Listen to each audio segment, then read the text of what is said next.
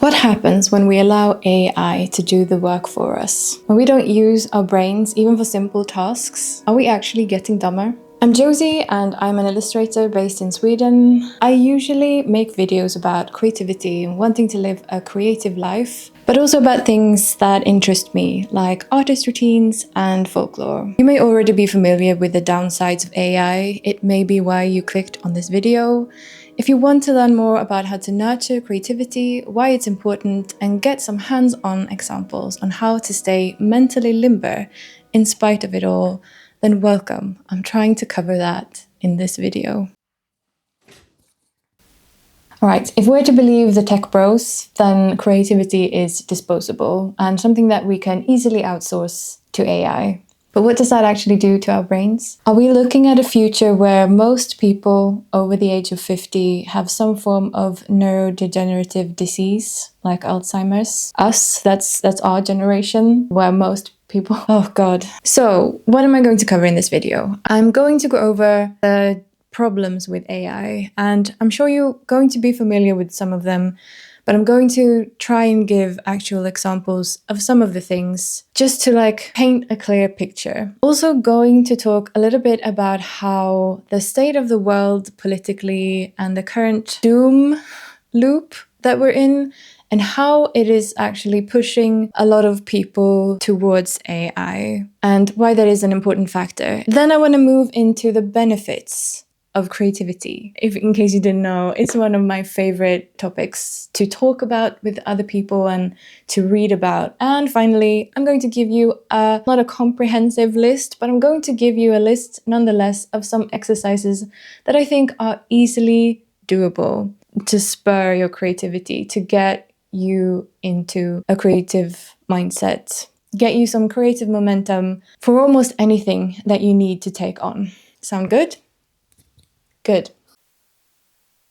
So I'm sure you've heard of all the problems with AI in terms of the sustainability aspects, how much energy it uses and the fresh water needed to cool down, and these communities that are living close to these big plants that are just without fresh water now. Then there is also the issue with ethics. Data sets that these AI have been trained on, how have they been sourced? We know that a lot of it has been scraped off the internet without permission. The problem with the facts displayed is that AI hallucinates. Not sure with the most recent version, maybe there's been some fact check algorithm installed, I don't know, but for the most part, people are presented with text written in a style that sounds credible. And because, as we've seen with just social media usage over the last decade, 2 decades even, a lack of source criticism. And that is the ability to discern whether or not a source is credible. An example would be a research institute specifically focusing on reusable energy might be more credible when it comes to intricacies of how renewable energy works, unless they've been funded by a big corporation that has other motives, which, complicates things, but they might be more credible than, say, your Uncle Bob. He's been raised on burning coal, and he just thinks it's all the woke liberal agenda, and it all just sucks because it makes him feel guilty. Him starting a website writing about the green agenda and why they're lying to you might not be as credible. We feel bad for Bob because it's not actually necessarily his fault, but Bob is causing some problems, and maybe some vulnerable parts of the population is being swayed because of Bob. Bob is the problem. Bob is your uncle.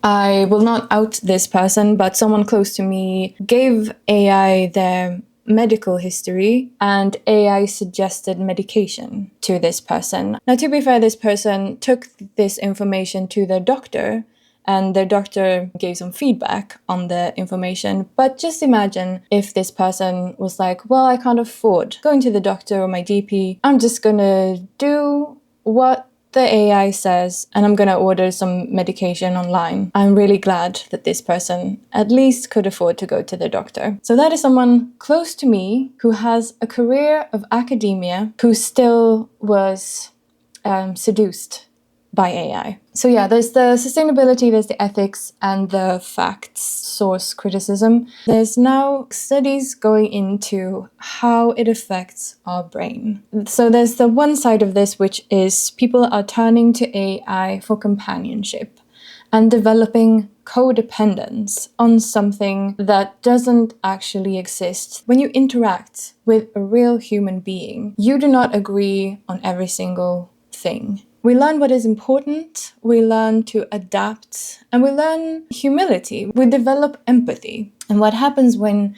people are interacting with AI for romance, like developing romantic relationships with AI, telling them exactly what they want, they're saying the right things. You know, what happens when you're surrounded by yes men, people only telling you that you're great and you're amazing. It's never going to hold you accountable or put down boundaries for how they prefer to be treated. Don't have to respect an algorithm. And then we have this aspect of people using AI as a therapist. There's an ethical aspect to that line of work. Safety guards in place to protect the patient, and you are completely without that. What happens is that the people who are turning to these algorithms are probably people who are more vulnerable or probably in need of proper care. And that is also, when you think about it from a larger perspective, there's this huge corporation that has poured billions and billions of money scraping information illegally to present it to people in vulnerable positions who may or may not be paying a subscription. This is worse than when I sat down to write this video, I was like, yeah, this is bad, and made like a list of points to talk about. But as I'm actually putting it into words, it's even more predatory when I actually go into the specifics. And that's really pissing me off. Okay. Right. And aside from the codependence and the therapy aspect, finally, there is some research on the fact that people using AI, as an assistant, are having lower retention. This one study that I found, I think it was 3 different groups who all were given the same kind of task to perform, an essay of some sort. One group was using all AI, one was getting help from AI, and a third one was just doing it old school styles. The group of people who were using only AI could barely remember what they had done. But the significant thing is that the people going completely old school, they had an almost perfect retention. They could recall almost down to the page and where on the page a specific bit of information was when asked. Some people in the a little bit of AI group could recall general bits of information, but the people using AI could not recall specific information. So yeah, this shouldn't be surprising. We know that with repetition, our retention is higher. When we engage our brain, specifically when we're writing, we are rewriting sentences in our mind to consider which way is more clear, sounds more correct. We're considering grammar and we're considering the fact. It's like a multi-layer engagement with language and the information that we're working on. So obviously our understanding of the topic is going to be higher. Anyway, this in particular I found really interesting because people like to argue that, oh, well, AI, it's just helping me a little bit. It's fine, I can do more. Yes, but do you remember what you've done? Do you actually recall this? And like, yeah, I've worked in an office. Sometimes there's a deadline and you just physically can't. You're juggling too many things.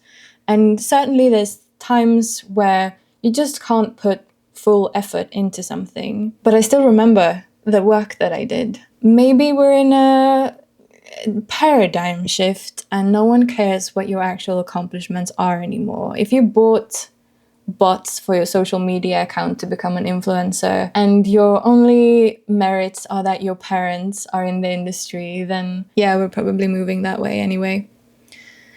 Fuck this. Okay. I'm sure there's probably plenty more, but I just can't. I want to talk about our pleasure center and bad news. The world right now is kind of a scary place. We are bombarded with bad news and biased news on a daily basis. There's war, genocide, famine, big industries exploiting poorer countries for people in the West to be able to have, I don't know, a new phone. There's studies that indicate that people who engage in a catastrophic event through social media, as in sees the same clips over and over again or sees a lot of content from first-hand accounts, that they have a higher and more lasting trauma response than people who experienced it firsthand. And these feelings of hopelessness drive us to our coping strategies. It's not news that social media is addictive. Over the last decade or so, we have been primed to pick up our phone when we zone out. Who here hasn't closed down the Instagram app on your phone to check your email, only to absent-mindedly open the Instagram app again and wonder what you were just doing? It's part of the muscle memory at this point, because it has so much possibility. Maybe someone wrote me. Maybe someone liked my last post. Maybe my numbers are higher than last time I checked. There's all these things that get you excited, keep looking, the same way that games keep you playing. But as you know, it's usually pretty boring, but we keep scrolling to find that one post that excites us or makes us laugh or even makes us angry, even trigger us. And now every website or app or service have incorporated AI features so that you don't even have to think up content ideas or even a response. You don't even have to make a post or create an engaging video. Over now decades of data, these websites have figured out what works and can do it for you. So the content that you consume is even less engaging because it's all the same. And this has bled into the entertainment industry. Why take a chance on an unknown name that has new ideas, a unique look, questions the status quo, and has worked for years to develop their skills, when we know people will want to see if so-and-so's son is going to be as good as their parent, or we want to see if this or that influencer is going to make a fool of themselves. Netflix famously has a metric called second screen when they look at pitches for new shows. I wouldn't be surprised if other streaming services or production companies also use this metric, and it means that the complexity of a TV show or film has to be simple enough to still be able to follow for an audience as they scroll their screen. In other words, the mainstream entertainment and art that we consume is being dumbed down. And what I found, I can only speak for myself, but the lack of complexity in things drives me to reach for my phone because it just isn't engaging enough. I used to be someone who really loved film and was really interested in the film industry. Recently, I have very little interest in the things that come out, because most of it feels incredibly formulaic and predictable. I'm getting off topic. This isn't a rant video, I promise. But what do all these things mean? Our entertainment is being dumbed down. Our content is being generated and simplified, and everything is the same. And this hopelessness that I was talking about creates this passive input loop where we keep turning back to these quick hits of dopamine.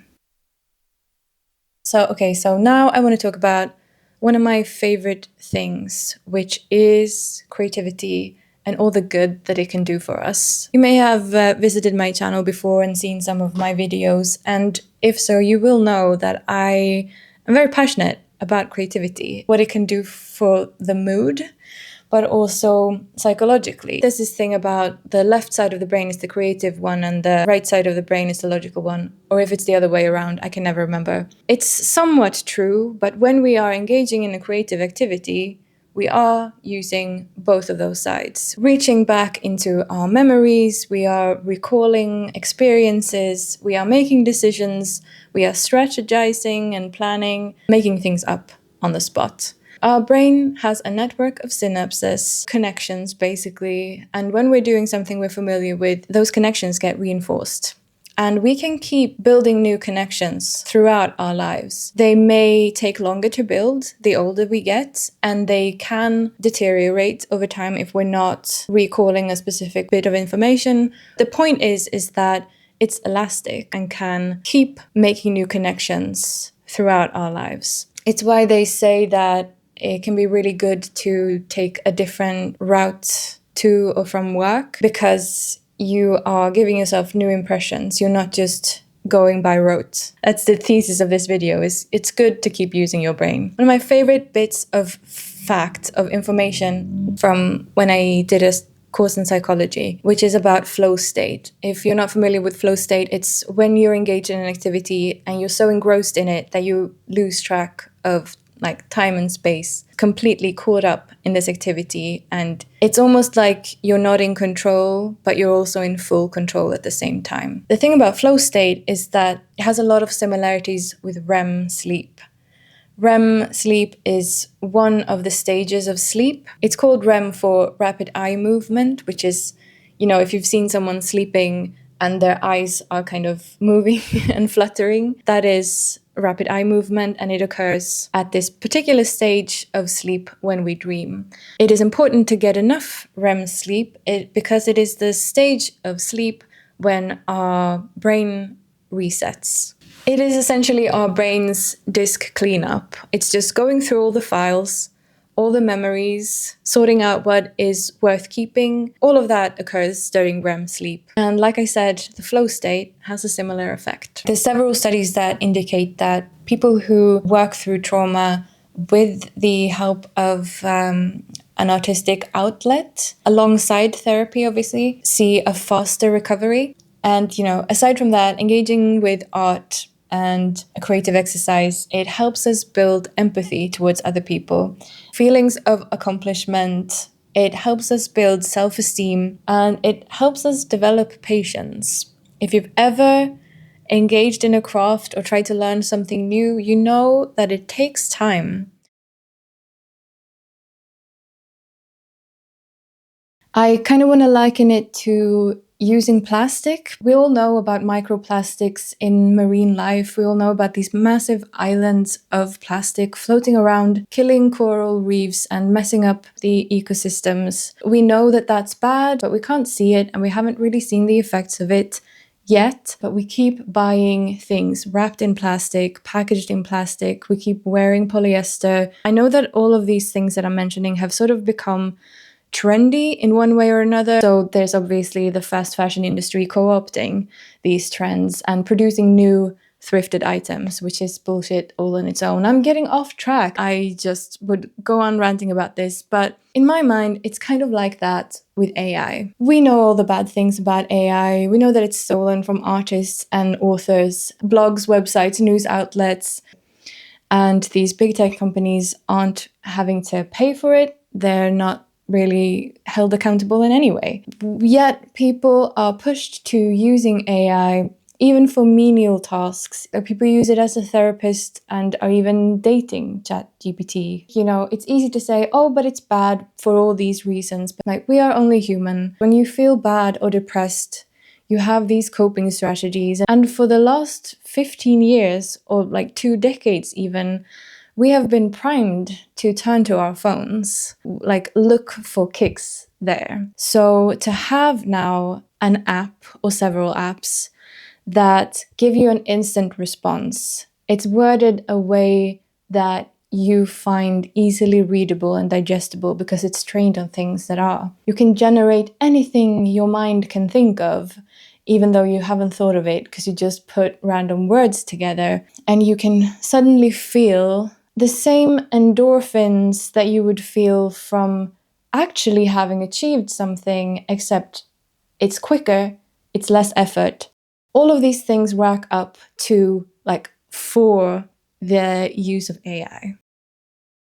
Okay, home stretch. If you're looking to be more creative, I have some bad news and some good news. And the bad news is that creativity and inspiration, unfortunately, doesn't just happen. It's something that you kind of have to work on. The good news is that it's like a muscle, and the more you use it, the better and quicker and higher quality your ideas will be. In a previous video, I talked about creativity as a boulder. You need to give it that initial push to gain momentum. Now, there's lots of things to get creativity going, and a big one is boredom. A lot of us really struggle with downtime because we are filling every moment with some kind of input. We don't like going for walks or commuting without music or a podcast or an audiobook in our ears, but also because we live in this really fast society where like any moment wasted is almost morally wrong. Engaging with boredom and really sitting with nothing, even for 10 minutes or 15 minutes, doesn't take a lot, but letting our brain come down from the constant input and really trying to be mindful with it, trying to experience that vacuum of no input. I find whenever I try to go for a walk without anything in my ears, my brain starts coming up with ideas. It happens on my commute a lot. I'm going to put a list of exercises that I find actually works, where you can develop your critical thinking and analysis. And I'm going to put them on the screen, and then there's going to be a few that I might need to explain. So write a journal, write book or film reviews just for yourself, like not even to share with anyone. Free write exercises, like pick a word or a concept or an idea, or even just like the weather outside, and just write whatever the first thing that comes to mind. You don't have to save it, you don't have to show it to anyone, you don't have to publish it. Using a coloring book or make your own doodle, like just taking an ink pen and going all over the page and then filling in the gaps in between the lines with different colors. You can create really beautiful patterns that way. There's the composition challenge, where you choose like different shapes and then you build a sketch or composition around it. The circles challenge, which is that you do maybe 9 circles on an A4 page, and then you fill each circle with a different thing. Curated input, seeing physical art and thinking about it. It's okay to feel pretentious. There are no dumb thoughts if no one else can hear them. So what I meant with curated input is to be very deliberate with what it is that you're consuming. So like maybe not turning to Pinterest or Cosmos or Instagram or any social media, and really consider what it is that you're looking at. Maybe there's an area in your town that has a very specific architectural style where you're being deliberate about the input that you're getting. Break down a song you like. Maybe go over line for line and consider what it means and why the writer has chosen those words. Is it good? And why? Is it bad? And why? And I also wrote, perhaps not something like Stupid Hoe by Nicki Minaj. I wrote that simply because it's repetitive. It's the same line over and over again. And then I wrote, or maybe do analyze Stupid Hoe by Nicki Minaj and consider that perhaps it is Dada. In my last video about recovering from a deadline, I did an exercise where I did like an analog generator. So just like put down different professions and different aesthetics and just pull a character and sketch what it is that you pull out of that. We have the exercise that I did over the summer, which is write a 300-word scene about something simple, like the weather. In a similar vein, draw it again. Just pick a thing, coffee mug or a pair of glasses. Draw that over and over again. After a while of that kind of repetitive exercise, you're going to come up with something new and you're going to discover something about yourself as an artist. One of my favorite things that I don't do nearly enough. So you find a random music artist that you haven't really listened to, you haven't engaged with their music, and then you give them an honest chance and make it count. And you listen through an album or a handful of songs, or you're watching a movie that you maybe wouldn't have chosen otherwise. and you consider it. You think about the choices that have been made. You listen to the lyrics and try to be open to this artist's point of view. And you just ask questions. What is it about? What is it trying to say? When did it come out if it's not this year? And even if you don't initially feel like this is for you, give it some time. And if you still don't like it, try to give it a clear argument as to why not. Not just, it sucks, bad writing, slow pace, but be genuine. Simply declaring that something is bad is a cop-out. Anyone can do that. It's not particularly innovative and creative. I think it's fine to put it into words and feel pretentious, but at least you have a clear idea. I think being able to argue with nuance, like I said, I do this occasionally. I do it with films that I'm excited about too. I don't necessarily keep a music journal or art journal or write down reviews or anything like that. But I do really like to consider the things that I'm consuming. And usually when I actually give something time, even if I go away thinking I'm probably not going to engage with this again, there's always something that I can take away where I'm inspired to incorporate into something that I'm doing. I have a cousin who's also a creative, and we like to do this exercise. She actually introduced this to me, which is to take a piece of media, usually film or TV show, where we're like, oh, it had so much potential. And then we discuss how we would do it differently. And I think that's a really good creative exercise. It doesn't have to be extensive. It doesn't have to take up a lot of time, but it's a fun way to engage with art. All right, so I don't know who said it, but there's this quote that goes, if you're not willing to challenge your opinions, are they worth having? If you refuse to listen to people of opposing opinions to you, or even meet them with empathy, how frail are those opinions? I know this doesn't necessarily apply to everyone, but what I'm trying to say is that being able to view things from several perspectives is a complex cognitive skill. It's empathy in action, and it doesn't make you any less intelligent. I'd argue it makes you more so. Challenge your thinking, challenge your opinions, engage in creative hobbies, and use your brain for as long as you can, because we only have one. I have so many exercises that I wanted to talk about, but I think this video is going to be so long. Yeah, if you have ideas, things that you like to do, creative ways that you challenge yourself, I would love to hear them. Please let me know in the comments. If you think that this was a bad video, maybe give me a solid argument as to why it was. If you are pro AI, for AI, then this probably isn't the channel for you.